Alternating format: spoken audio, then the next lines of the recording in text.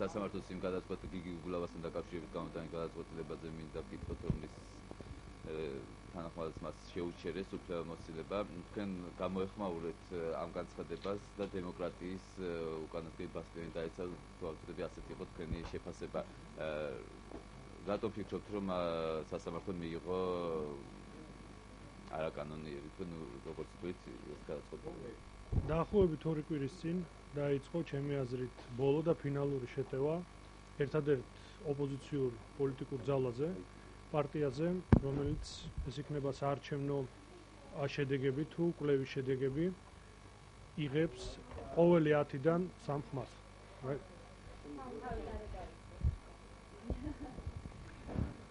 დაახლოებით 2 კვირის წინ დაიწყო ჩემი აზრით ფინალური და გადამწყვეტი შეტევა ერთადერთ პოლიტიკურ ოპოზიციაზე, რომელიც არსებობს საქართველოში, პოლიტიკურ პარტიაზე, რომელიც კვლევების შედეგებით თუ არჩევნების შედეგებით ყოველი 10 ამომრჩევლების 3 ხმას იღებს. ეს შეტევა დაიწყო ვანო მერაბიშვილის გატაცებით მატროსოვის ციხიდან, გაგრძელდა არჩეული მერის გადაყენებით და ეხლაც გრძელდება 10-ობით ადამიანის დაკითხვით. ეს იქნებიან პარლამენტის წევრები, თუ იქნებიან თანამშრომლები, ყოფილი ან არსებული, მაგალითად ეხლაც იკითხებიან 10-ობით თანამშრომლები განათლების სამინისტროსი და თავდაცვის სამინისტროსი. მე მინდა გითხრათ, რომ ეს უკვე სამწუხაროდ შემდგარი ფაქტია, მაგრამ თქვენი ყურადღების სულ 2 წუთი მინდა გავაჩერო, თუ რა მოყვება და რა შედეგები იქნება ამ ფაქტებს და გიგი უგულავას გადაყენების ფაქტზე თუ რა შედეგებს მიიღებს საქართველო. პირველი, მე ძალიან მიჭირს, რომ მოვიფიქრო ან ავხსნა, თუ როგორ აპირებს მთავრობა არჩეული მერის გადაყენების, ესე ვთქვათ, ფრჩხილებში გაправებას საერთაშორისო საზოგადოებაში. ძალიან მძიმე რეაქცია ექნება ევროსაბჭოს, ევროკავშირს, განსაკუთრებით თვითმმართველობის კომიტეტს, თვითმმართველობის ასოციაციას და ეს ბუნებრივია დაარტყავს ჩვენ ქვეყანას. მეორე, იქნება როგორც იურისტი, მინდა გითხრათ, რომ იქნება ძალიან ცუდი პრეცედენტი, რომლის მიხედვით არჩეული ადამიანი, არჩეული 100.000 ადამიანის მიერ არის გადაყენებული ერთი მოსამართლის ბრძანებით. განხილვის გარეშე, ერთპიროვნულად. ეს პრეცედენტი ბუნებრივია, რადგან ჩვენ კი არა ვართ ანგლო-საქსური სამართლის ქვეყანა, მაგრამ გერმანულ სამართალშიც და საქართველოს სამართალი არის გერმანული მოდელის სამართალი, პრეცედენტს უკავია საკმაოდ დიდი როლი. მომავალში ნებისმიერი სხვა არჩეული მერი იქნება და აქ ახლა საუბარი არის, რომ ქალაქები აირჩევენ თავის მიერ პირდაპირ არჩევნებით, მაგალითად ქუთაისი, ფოთი. ზუსტად ასევე იქნება გადაყენებული თუ ის არ მოეწონება ხელისუფლებას. აი ამ პრეცედენტს რა უყოთ მომავალში, ჩემთვის გაუგებარი არის. და მესამე, ყველაზე მნიშვნელოვანი რაც არის და ეხება ყველა ადამიანს, რომელიც ცხოვრობს საქართველოში. მთავრობას ეხლა ჰქონდა უნიკალური ფანჯარა, დროის ფანჯარა სამთვიანი, დეკემბერი, იანვარი, თებერვალი, რომ აეხსნა ინვესტორებს, ბიზნესმენებს, რომ პოლიტიკურად ქვეყანა არის სტაბილური. რატო 3 თვე? იმიტომ რომ მარტში დაიწყება აქტიური საარჩევნო კამპანია უკვე ადგილობრივი არჩევნების. ბუნებრივია, რომ იქნება პოლიტიკური დაძაბულობა და ინვესტორებისთვის არ იქნება ხელსაყრელი კლიმატი. ეს სამთვიანი ფანჯარა იმის მაგივრად რომ გამოეყენებინათ, იმისთვის რომ ინვესტიციები მოეზიდათ, გამოიყენეს რევანშისთვის.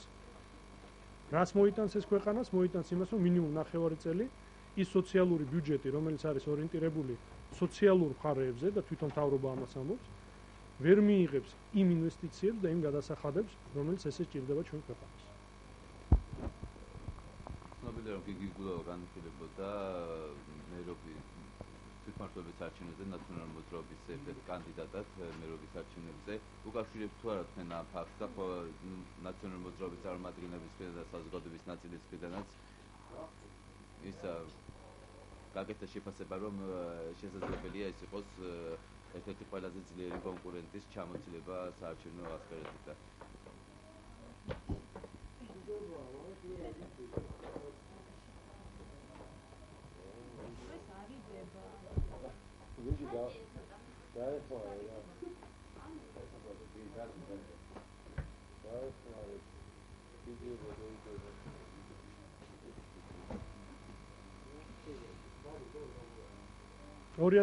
წელს ყველაზე ძლიერი საპრეზიდენტო კანდიდატი ვანო მერაბიშვილი დაკავებით იყო ჩამოშორებული საარჩევნო კამპანიას. იგივე მეორდება ახლა, როდესაც ყველაზე ძლიერი კანდიდატი, რომელიც უკვე იყო არჩეული და უმრავი რამ გააკეთა თბილისისთვის, რომელიც კვლევებით არის ერთ-ერთი ყველაზე რეალური კანდიდატი მერის თანამდებობაზე, იყო ჩამოშორებული უშუალოდ თავის თანამდებობას და ბუნებრივია ეს პროცესი გაგრძელდება და რასაც ჩვენ ვხედავთ, არ არის გამორიცხული, რომ ჩამოშორდეს საერთოდ ჩამოაშორონ საარჩევნო კამპანიას. განცხადებას გულისხმობ ჯეჯობით ვიცით რომ ხელისუფლებას არ დაუწყია გამოძიება ოფიციალურად ამ თემასთან დაკავშირებით. მე მაინტერესებს თქვენი როგორც საშილახსოვრების ყოფილი მინისტრის პოზიცია, გამოითქვა მოსაზრება რომ ეს ვიდეო კადრები, ჩანაწერები შესაძლებელია წაიშლება ავტომატურ რეჟიმში 10 დღეში. იყო ასევე მოსაზრება გამოთქმული, რომ იქ არ ხდება ჩანაწერის განხორციელება და ეს არის უბრალოდ პირდაპირ რეჟიმში სამეთვალყურეო კამერები.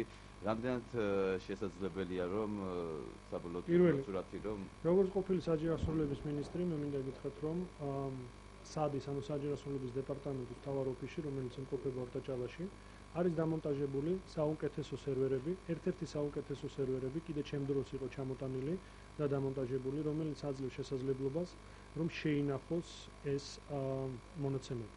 პირველ, მეორე, ყველა სათვალთვალო კამერა, მონიტორინგის კამერა, რომელიც არის დაყენებული საჯარისმოვლების დაწესებულებებში, ბუნებრივია იწერს და ეს არ არის ონლაინ რეჟიმში გადაცემული ინფორმაცია.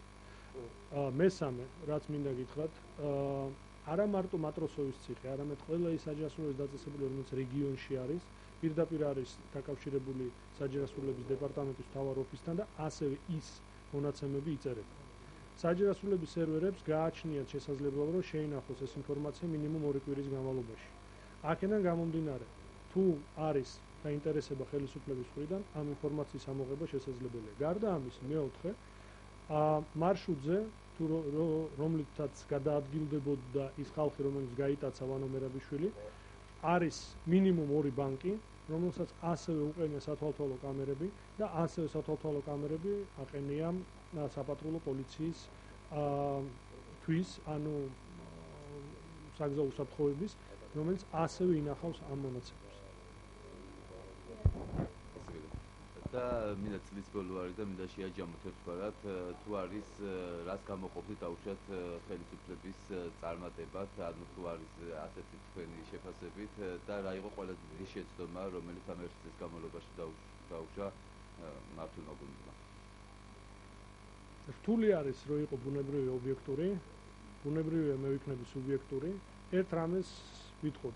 2013 წელი დაიწყო კარგი მინიშნებით იმ თვალსაზრისით, რომ პირველ ეტაპზე ხელისუფლება არ უშვებდა ერთ-ერთ ყველაზე სტრატეგიულ შეცდომას, ანუ არ ცდილობდა, რომ გადაეფარა ხელი თავის ჩინოვნიკებს და თავის ბიუროკრატებს.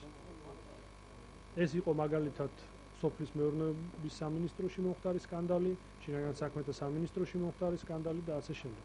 პირველ ეტაპზე, რაც მე მგონი ყველასთვის იყო მისაღები და კარგი იყო, ხელისუფლება ცდილობდა ადეკვატური რეაქცია დარღვევებზე, რომელიც ბუნებრივია ხდება და მოხდება მომავალშიც სახელისუფლებო რგოლებში. სამწუხაროდ ეს ტენდენცია გაქრა და ეხლა ყველაზე ცუდი რაც ხდება, ეს არის ზუსტად ის, რომ განრდა იმ რევანშის გაძლიერების, რომელიც ეხლა განსაკუთრებით ყვავის ჩვენ ქვეყანაში, ამას ყველაფერს დაემატა ის, რომ ხელისუფლება დაიწყო ხელის დაფარვა იმ ჩინოვნიკებისთვის, იმ ბიუროკრატებისთვის, რომლებიც არ ღვევენ კანონმდებლობას. დიდი მადლობა.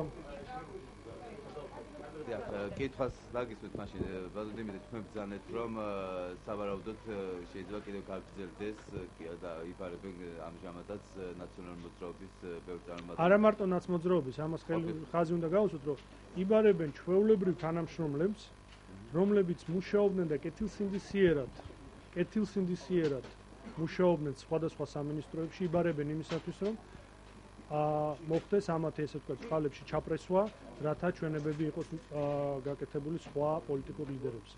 დაპატიმრებული ასევე ორი მაღალჩინოსანი, ვანო მერაბიშვილი, ბაჩო ახალაი, გიგი გულავას შეუჩერეს უფლებამოსილება. მე მაინტერესებს საბოლოოდ ამ ყველაფერმა რამდენად შეიძლება იქონიოს გავლენა ზაფხულში, როდესაც ჩვენ ვემზადებით ხელმოწერისთვის ევროკავშირთან.